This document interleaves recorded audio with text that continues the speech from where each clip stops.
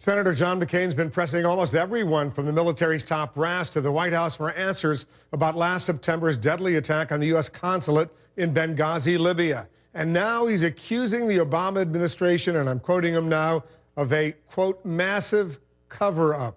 Let's bring in our Pentagon correspondent, Barbara Starr. She's working the story for us. Those are pretty stinging and strong words, Barbara. Absolutely, Wolf. You know, the whole Benghazi situation has already led to delays in confirming some of President Obama's key appointees, Chuck Hagel at Defense, John Brennan at the CIA, and now Senator McCain saying he is not ready to call it a day on all of this.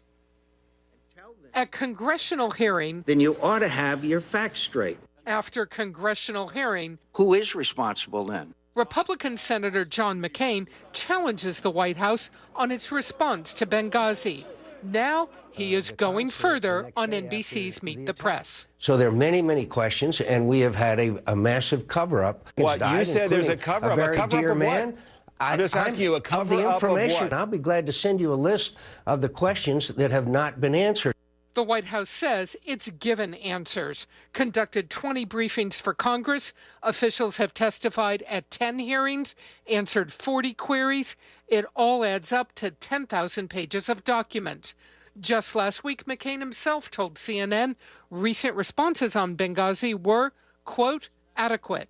So is this just politics? When we asked McCain's office what other questions the senator still had, we were referred to this January press release listing 14 questions. Like this one McCain repeated on Meet the Press. What did the president do, and who did he talk to the night of the attack on Benghazi? But some answers are already out there regarding what Obama knew.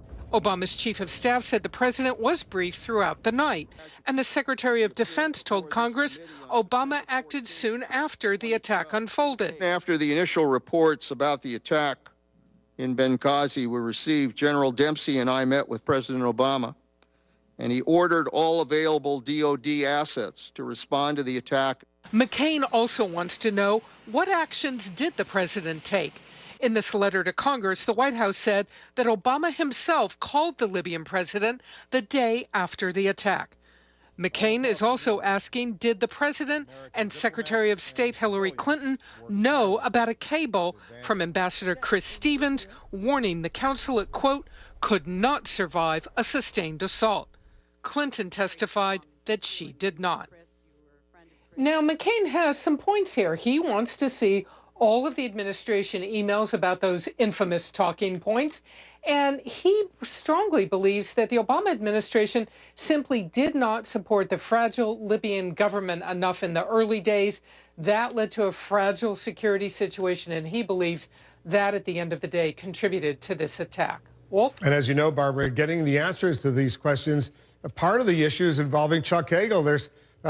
By now, there was supposed to be a new defense secretary. Leon Panetta was supposed to be already back in California, but all that has been set back. What's the latest? What's going on with Panetta? He's staying put, I take it, for the time being? Well, he is staying in office and running the Pentagon until Chuck Hagel is confirmed, if he's confirmed, but not necessarily running the Pentagon from right here. He went back to his California home over the weekend. He will travel this week to Brussels for a NATO summit. Hagel was supposed to go to that summit. And then the big question is, after that, somewhere in the Saturday, Sunday, Monday timeframe, will Leon Panetta just go back to California, continue to do the job from there? Will he have to come back to Washington?